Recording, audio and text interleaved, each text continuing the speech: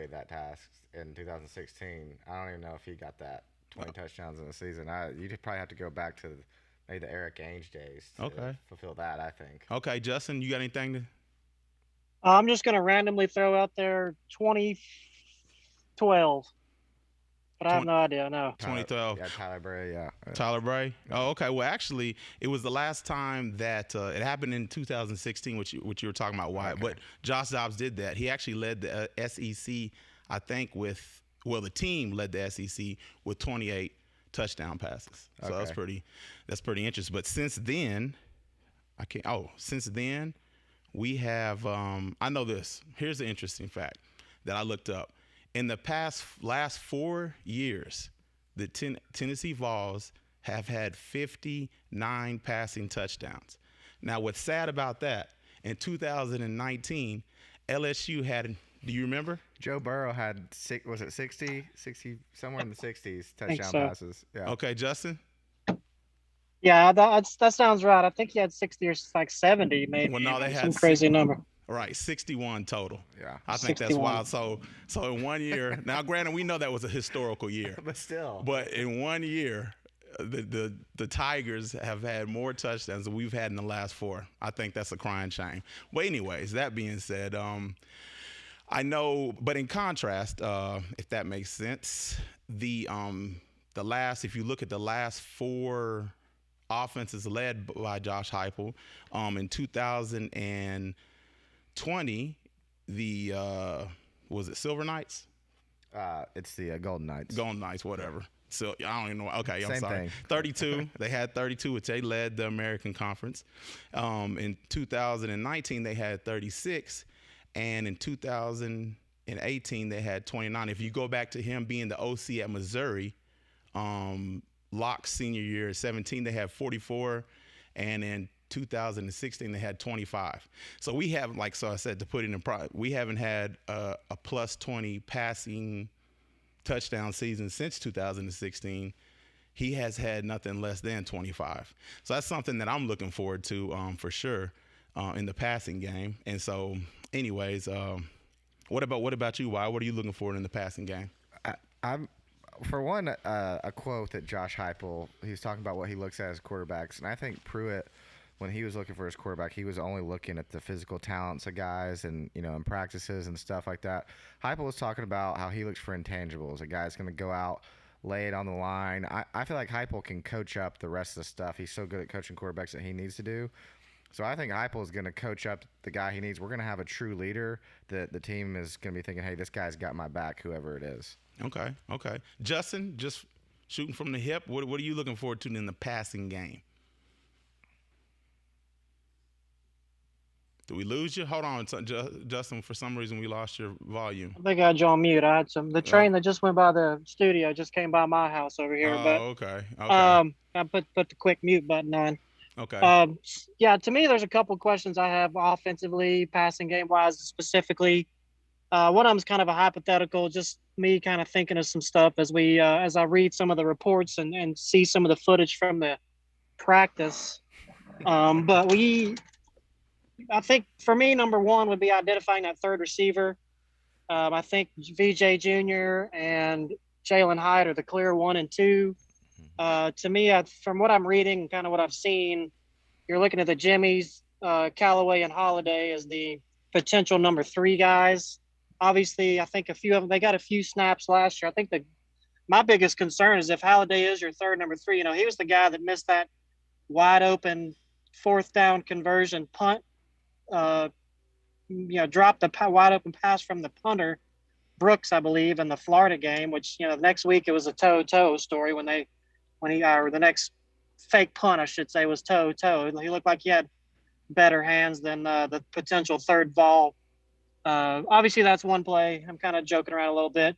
Secondly, I'm kind of looking at a situation. I think most reports, I think they're kind of sharing the quarterback time evenly. Obviously, the freshman coming in, Salter, had the off-the-field issues. I don't think he's a factor at all, not just with Hooker being there and obviously Harrison Bailey and then Maurer kind of showing. I think most fans, most of what you hear is kind of the run on Maurer being the guy.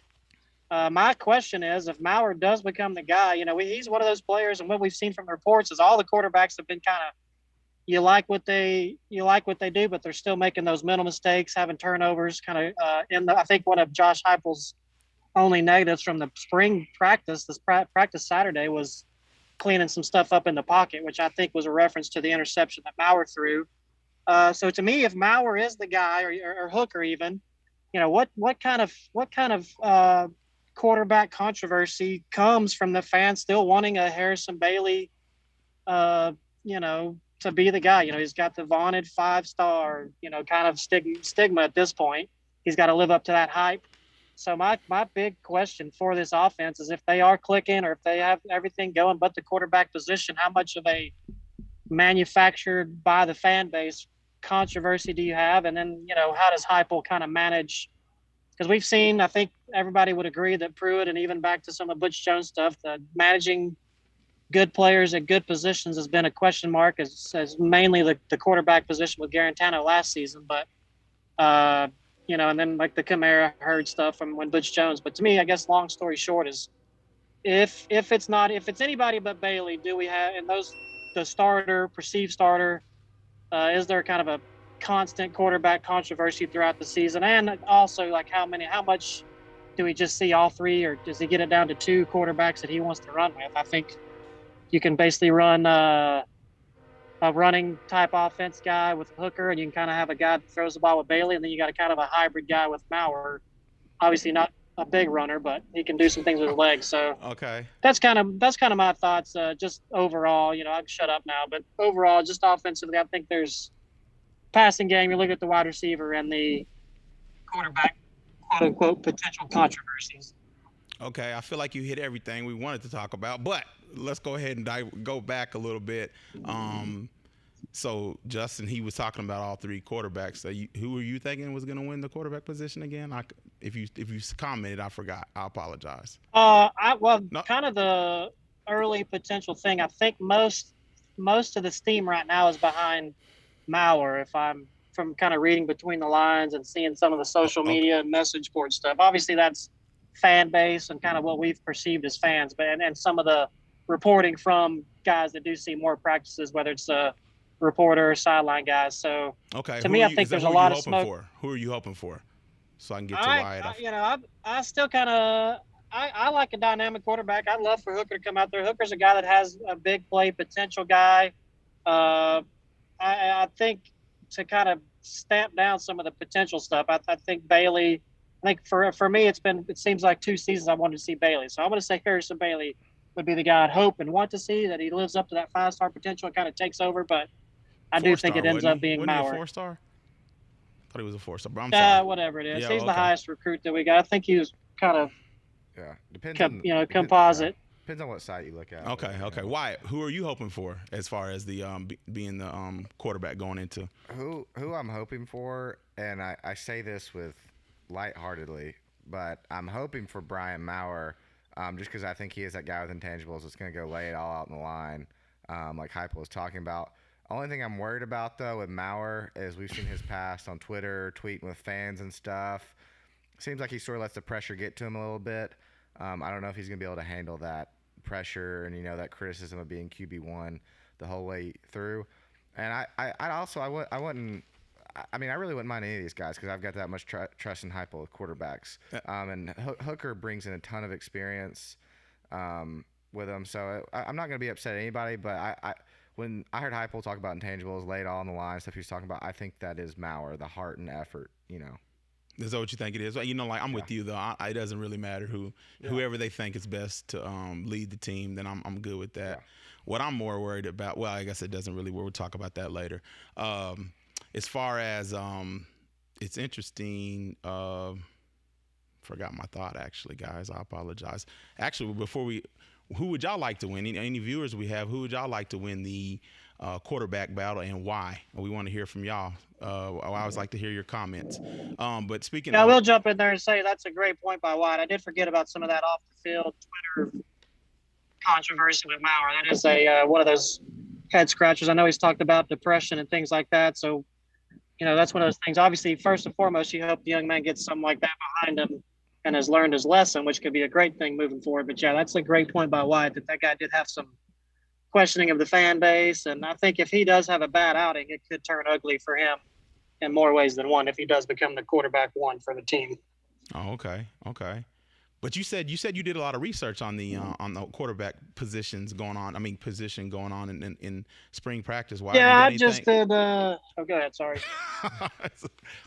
I've done some research. I've been trying to get as much as possible, but Heupel's not giving us much. He's always just talking about how there's lots of room for improvement. They're all playing good, but there's room for improvement. He hasn't been giving us too much, not letting too much leak. I wouldn't be surprised we really don't know who the starting quarterback is until late into the offseason. But really, I kind of really looked up Hooker and what he brings, and he really helped rejuvenate the 2019 season for Virginia Tech. Okay. They were playing Old Dominion close, and I think Furman close. I do remember too. that, yeah. They got absolutely just throttled by Duke, 45-10, I think, and they brought him in, and he helped knock off Miami. I think they went on to win the next 6 of 7. I think ended up 8-4. 2019 season, the whole team sort of struggled offensively in the red zone for Virginia Tech, but Hooker though, the guy brings over a ton of experience, and the thing with Heupel, his offense, is we don't need a guy that has to. You don't have to think a lot in this offense, but you do have to be able to make quick decisions with it being a run-pass offense. You can't have someone back there thinking a lot. What do I do here? Do I hand it off? Do I take it? So I don't think it's a complicated offense pickup, but it's like Art Briles. It was very simple for the quarterbacks to come and pick up, but you do got to have someone that can make those quick decisions. Right. It's funny you talk about Art Briles because I think obviously everybody talks about spread, which is more specifically Art Briles made the veer and shoot popular. Mm-hmm. And basically that's exactly what this guy is running. Heupel is running the veer and shoot. And it's funny, I was just reading an article. It was talking about how the RPOs in the last 2 years, Tennessee has ranked 114th in the nation as far as RPOs running. If you look at UFC the last 2 years, they were 10th as far as how many times they're running RPOs. And then we're going to see a dramatic jump in that, which is the veer part, I guess a person could argue. But see, the little bit I do know about the veer is historically it was a 3-back system, option system, which I guess, when I think of it, getting ran out of shotgun, what Auburn ran that was so popular with Gus Malzahn with that sweep action going, well, that's the third option kind of going on. So anyways, we'll probably see a lot of that. If you want to go to deep ball ratings, Tennessee was 27th. Well, he Chaney liked to try to throw the deep ball. I just feel like he didn't set it up good enough. And the last 2 years, again, according to this article from PFF.com, it was talking about how UFC ranked 11th in the nation for deep bombs. Screening. I thought Tennessee screened a lot more in the last 2 years, but according to this article, their screening rate was 119th, as opposed to the last 2 years, UFC screened they're ranked 27th in the nation. So we're going to see a lot more screens, a lot more RPOs, a lot more deep balls. Well, I shouldn't say a lot more, but a couple more deep balls. And the play action was interesting. Tennessee ranked in the last 2 years 62nd in the nation, and UFC ranked 4th. So we're going to see a lot more play action. Love it. So you love that? Oh, yeah, I love play action. Mm-hmm. Also with the screens, we're not going to have these offenses. A lot of talented guys. So the talented guys we do have, get the ball in their hands quick, let them make some plays. Right. Justin, anything to add to that? Yeah, I'd say a lot of the screen problems from the past several seasons for Tennessee is the fact that Jarrett Guarantano had zero touch on any kind of ball like that. Seemingly threw it in the wrong spot, or threw it too hard, or threw it too soft. I think obviously the offense should improve. I think this guy's going to Heupel is going to identify the best players at the best positions. I think there's every one of those numbers obviously has room to improve. And I think, just to be excited about, for me to say I'm excited about seeing the offense is a bit of an understatement. That's something I'm most looking forward to. And I'm like Wyatt, big play action guy, just getting the ball in the playmakers' hands. And, the one thing that I concern or think about also is tempo. I hear tempo again with this staff. I do worry with the defensive depth again being an issue potentially. Uh, what tempo is actually going to look like? Are they going to be out there trying to run 70 plays a game? Or are they going to just try to? Is he going to adjust and score what he needs to score? I mean, obviously, if you're scoring 40, 50 points a game, maybe you're not so worried about your defense and the tempo. But I do.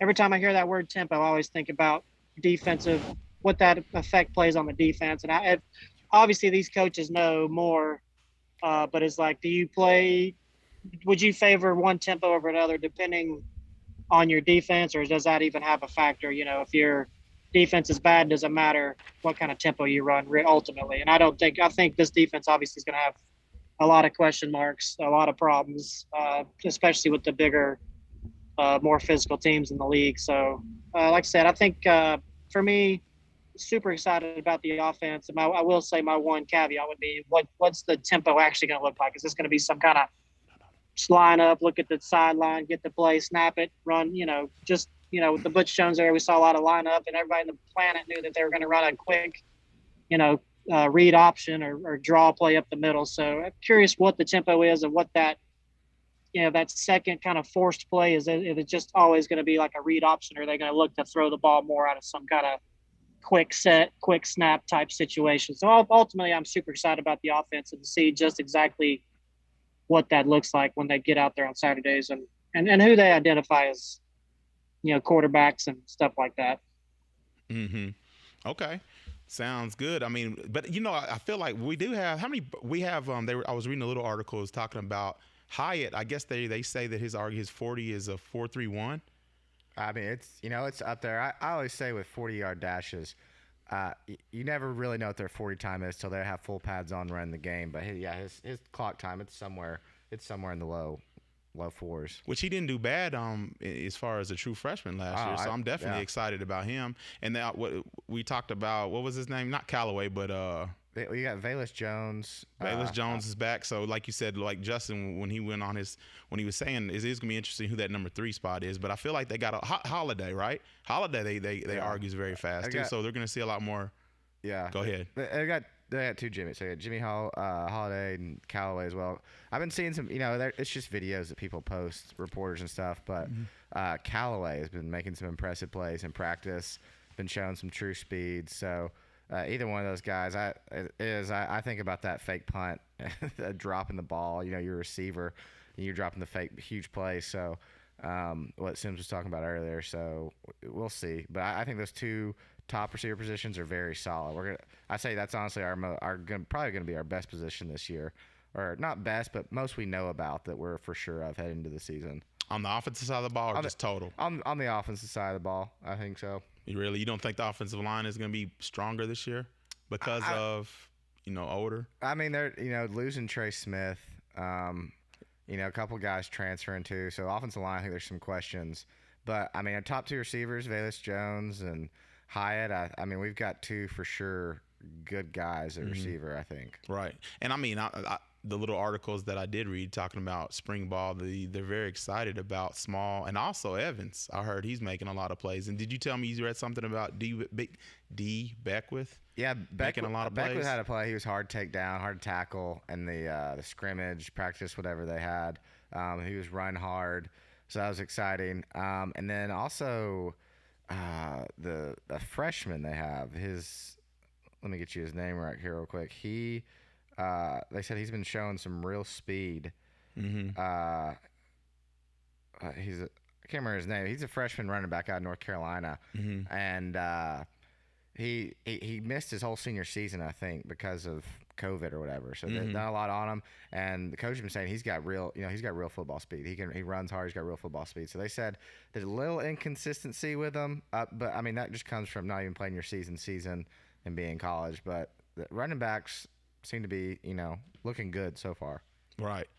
Justin, what have you read about who's really showing out in spring ball as far as on the offensive side? Well, to kind of pivot off of that,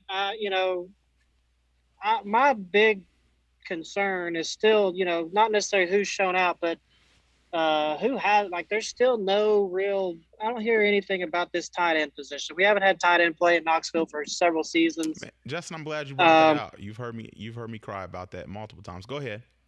so to me, like this is an offense that's completely full of unknowns. We don't know who really the best wide receiver is. Obviously, Jones with the experience, like you said, Hyatt with the speed and athleticism.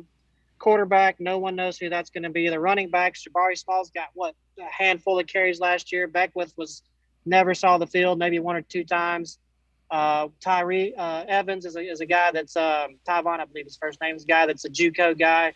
They do have everything on offense to me. They've got speed. They got guys like Jones that can kind of make plays in space. Beckwith is a big tailback. Small and Evans are kind of quicker backs. To me, that and like I said, with the offensive line is going to, you can't tell me you're losing Trey Smith. And I know people kind of rode Morris and the other kid that have transferred out, but like you can't tell me you just these highly recruited big name guys that Oklahoma obviously wanted, that the NFL obviously wants. You can't lose those guys and think the offensive line is going to be. You're right. They're not going to necessarily be better. You can't ever say they'll be better. But to me, again, it's just who's that tight end and how much does this offense use a tight end? Are we going to see anything out of the flipping tight end? So many of these offenses, look at Florida last season. I mean, you can have a almost number one receiver type guy at the tight end position if you have a guy there. And I would like to see as the next 3 or 4 weeks unfold that somebody that they can say, we've got a clear cut guy at that tight end position. And obviously I'd like to see, you're not going to know, but we'll know more about the orange and white game. I'd like to see more development, more use of that position, because I think it is one of those, you get a mismatch. If you've got a mismatch at a tight end position, I mean, you can really make an offense unstoppable. I'm really glad you brought that out, Justin, because I hate to say it, but I didn't even think about that going into the little stuff that I did look at for this show. So that's a good point. Nobody's talking tight end. I mean, it's quarterbacks and running backs and a little bit of wide receivers, but I literally have seen no talk of any tight end at all. All right, I don't even know how much they utilize. He utilizes the tight ends in his offense. Go ahead, White. I'm sorry. Yeah, I was going to say, I think last season we actually utilized the tight end in Knoxville. It was probably Michael Rivera, Dooley Cheney's last year. That's probably the last time we actually utilized. No, you're absolutely right. It was embarrassing as much, especially with and the we've kind had of good guys. I mean, that Wood Anderson's a good player. Wood Anderson to me should have been one of those standout tight ends. He never got it for whatever reason. Like, there's been names up there and there's been potential, but I mean, even look at what when the kid Hood transferred to Georgia and had some good plays for Georgia. Like, for whatever reason, Tennessee's tight end has not clicked. Like I said, probably since Mike Rivera. And for me not to have heard a single word about the tight end, obviously there's 7 or 8 practices in, so that's going to change. But I'm very interested to see what that tight end produces this season. Mm-hmm. Okay. So you ain't read anything else about like that you wanted to bring out with the spring ball? No, I'm good. Like I said, I think. I would say in the next 3 or 4 weeks, I really want to see them get it down to two quarterbacks by the orange and white game. Just kind of double up everything. I want to know the 2 quarterbacks, the 2 running backs, and I think the 2 wide receivers are kind of decided. And I think the offensive line for the most part is decided. I think maybe Kyron Calvert and one of the other guys might be kind of in question on one of the tackle spots or guard spots on the offensive line. But I think it's pretty solid. But to me, they need to identify tight end and obviously the top 2 guys at basically every position. That'll be me looking as the spring progresses, seeing the names that come up and who they actually line up at that orange and white game and what we see there. Okay, so you mentioned the orange and white game twice. What are you really looking forward to in the orange and white game? Are you going to go, first of all? Yeah, we're going to try to make it up there. I've been to every manner of orange and white game from the time I was a little kid to taking my own kids up there. So, it's just fun to get inside the stadium again. It'll be fun to see the turnout. I know, with Lane Kiffin's first season, that was one of those where you're just kind of blown away by the number of fans in the building. I think that 2015 team had a big show out for their orange and white game. So I'm curious. I think people in general are ready to get kind of back life to normal as you know it. So I do expect a pretty sizable turnout. Obviously, I'm sure there'll be some limitations, restrictions, but to me, it's just, how are they clicking? I'm more, we're most talking about offense, but to me, I'd like to see kind of how that defense is coming together. I think it's going to be a very, very long season for this defense. You're looking at major injuries at the defensive linebacker position.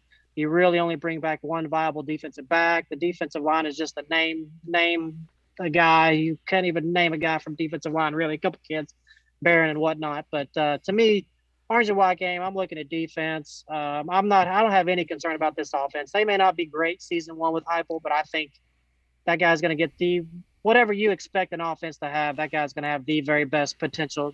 He's going to get the most out of his offense. So to me, and of course, the defensive coordinator stuff. That's obviously a huge concern for me still. I don't have any reason not to think that this guy is not a capable defensive coordinator. He's never done it really before. I mean, he's had his stints at Penn State and Illinois and different places, but just Okay. defensively, Okay. orange and white game, and offensively, who's that guy taking snaps in their center Okay. starter?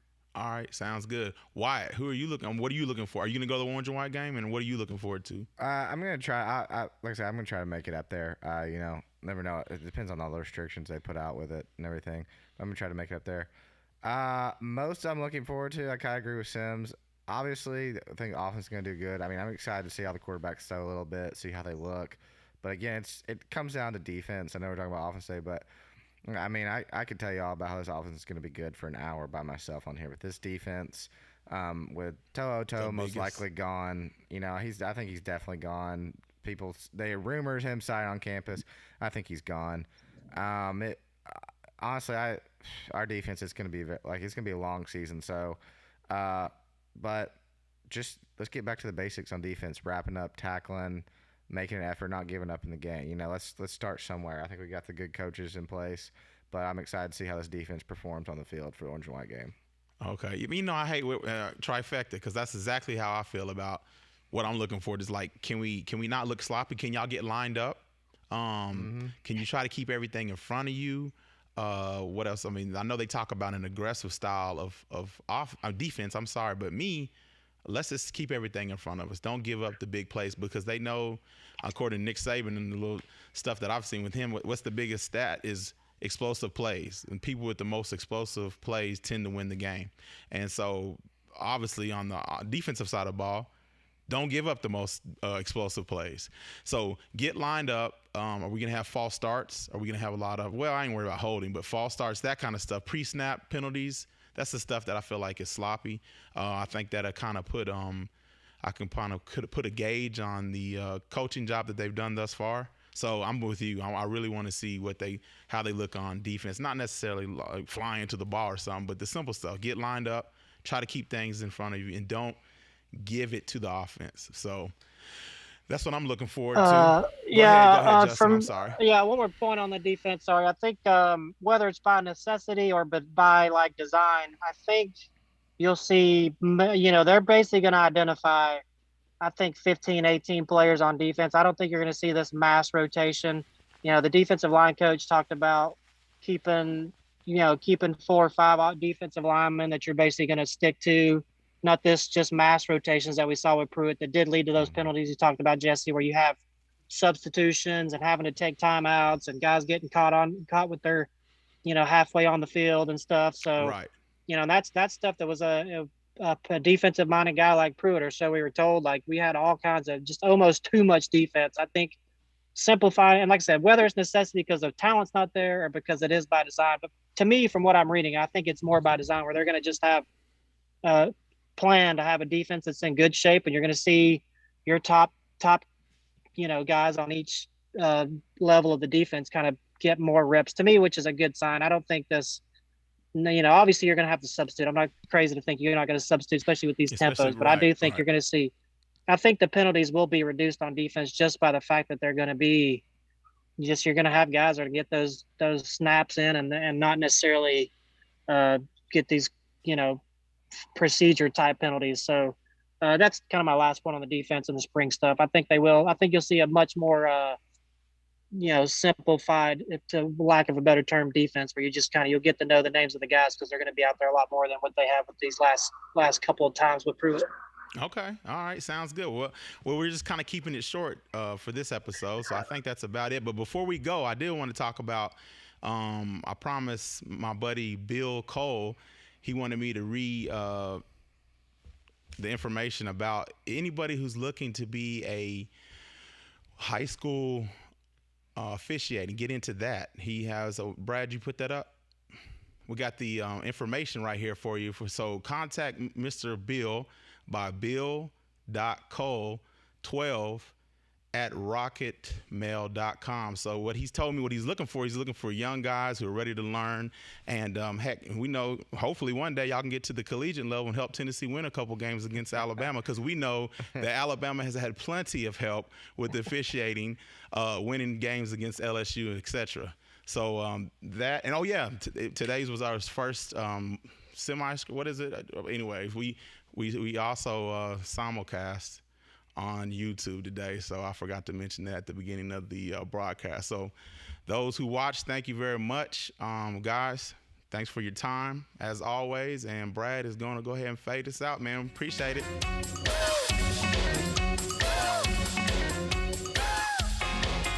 Go Big Orange.